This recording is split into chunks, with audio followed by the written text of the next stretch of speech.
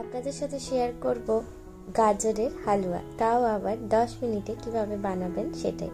চলুন তাহলে রেসিপিটা শুরু করি। তার আগে চ্যানেলটা সাবস্ক্রাইব করে নেবেন আর পাশে থাকা বেল আইকনটা প্রেস করতে একদম ভুলবেন না। এখানে কড়াইটা বসিয়ে আমি পরিমাণ মতো ঘি দিয়ে দিয়েছি। আপনারা চাইলে এটা সাদা তেলেও করতে পারেন বা বাটারেও করতে পারেন, কিন্তু আমি এখানে পুরোটাই ঘিতে করেছি। আগে থেকে আমি 3টের মতো গাজরকে কুড়ে রেখেছিলাম, গাজরগুলোকে দিয়ে দিলাম। দিয়ে এটাকে এখন কন্টিনিউয়াসলি নাড়তে হবে 5 মিনিটের জন্য। এই সময় ফ্লেমটা কিন্তু লো টু মিডিয়ামের মধ্যেই রাখবেন। যখন গাজরের রঙটা একদম চেঞ্জ হয়ে যাবে তখন বুঝে যাবেন যে এটা প্রায় হয়ে এসেছে। এরপর আপনাদের একে একে অন্যান্য ইনগ্রিডিয়েন্টসগুলো দিয়ে দিতে হবে। এর মাঝে আপনারা চ্যানেলটা সাবস্ক্রাইব করে নেবেন আর রেসিপিটা কেমন লাগলো কমেন্টে জানাবেন আমাকে। সবাই মোটামুটি আমরা গাজরের হালুয়া বানাতে জানি। এটা খুব তাড়াতাড়ির মধ্যে হয় একটা রেসিপি, এবং কত সহজে এটা বানাচ্ছি 10 মিনিটের মধ্যে সেটাই দেখানোর জন্য আমি গাজরের রেসিপিটা আপনাদের সাথে শেয়ার করলাম। এরপর আগে থেকে আমি দুধ গরম করে ঠান্ডা করে রেখেছিলাম, দুধটা দিয়ে দেব। আর চাইলে দুধের যে ওপরের সরটা পড়ে যায় ওটাও আপনারা দিতে পারেন, আমিও এখানে দিয়েছি যাতে টেস্টটা অনেক সুন্দর হয়। এরপর এটাকে কন্টিনিউয়াসলি এভাবে নাড়তে হবে, এবং দুধটা যখন একদম গায়ে গায়ে লেগে আসবে তখনই বুঝবেন যে এটা আর হবে না। যতই দুধটা পাক হবে ততই এটার টেস্টটা বাড়বে।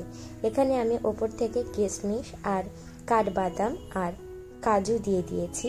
আপনারা এগুলো আপনাদের পরিমাণ মতো দেবেন, আমি একটু বেশি করেই দিয়েছি যাতে সবাই খেতে মুখে লাগে এবং এটা খেতে টেস্টি হয়।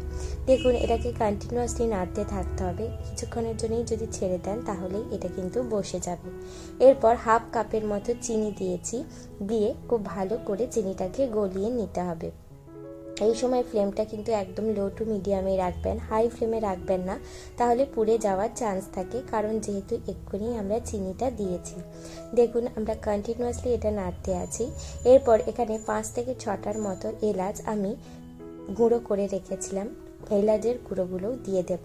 দিয়ে আরও 1 থেকে 2 মিনিটের জন্য এটাকে খুব ভালো করে নেড়ে নেব।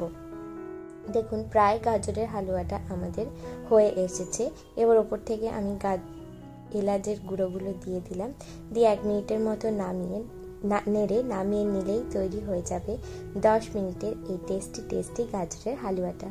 আপনারা এটা কেমন হলো আমায় কমেন্টে জানাতে ভুলবেন না, আর রেসিপিটা ভালো লাগলে লাইক করতেও ভুলবেন না। আর নতুন সদস্য হলে চ্যানেলটা সাবস্ক্রাইব করে নেবেন। আমি পারো, আপনারা দেখছেন পারো রান্নাঘর। ভালো থাকবেন, সুস্থ থাকবেন, নতুন নতুন রান্না করতে থাকবেন। আর চটজলদি কী রান্না করা যায় সেটাও আমায় কমেন্টে জানাতে ভুলবেন না। বাই।